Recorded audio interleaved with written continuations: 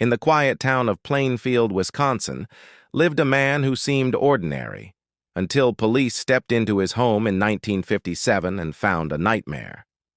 Ed Gein was a reclusive farmer, known to be shy and awkward. After his mother's death, something in him snapped. He began robbing graves at night, but it didn't stop there. In November 1957, hardware store owner Bernice Warden disappeared. A receipt with Gein's name was found in her store. Police searched his property, and what they discovered shocked the world.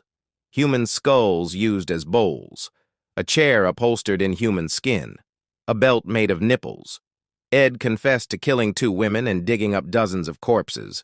He said he was trying to build a woman suit to become his mother again. After Ed Gein's arrest, the world struggled to comprehend the horror inside his house. He wasn't a serial killer in the traditional sense. He killed 2 confirmed victims, Mary Hogan in 1954 and Bernice Warden in 1957. But it was what he did with their bodies and the remains he stole from local graves that horrified everyone. Investigators found masks made of human faces and a box filled with women's genitalia. There were organs stored in jars and a lampshade stitched from skin. Ed told police he made frequent visits to local cemeteries late at night.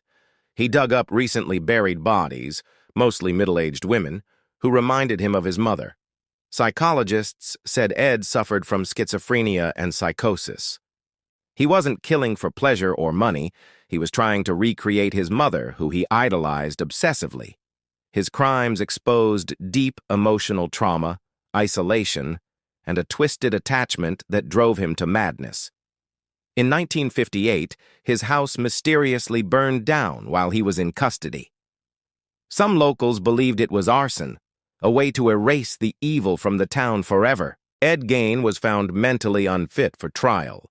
He spent the rest of his life in a psychiatric hospital, where he was reportedly calm, polite, and compliant. He died in 1984 of respiratory failure, alone, but remembered forever. But the legacy of Ed Gein didn't end there. His crimes inspired the most terrifying horror characters in film history. Norman Bates in Psycho, Leatherface in the Texas Chainsaw Massacre, Buffalo Bill in The Silence of the Lambs. A quiet man from a quiet town became the face of horror itself.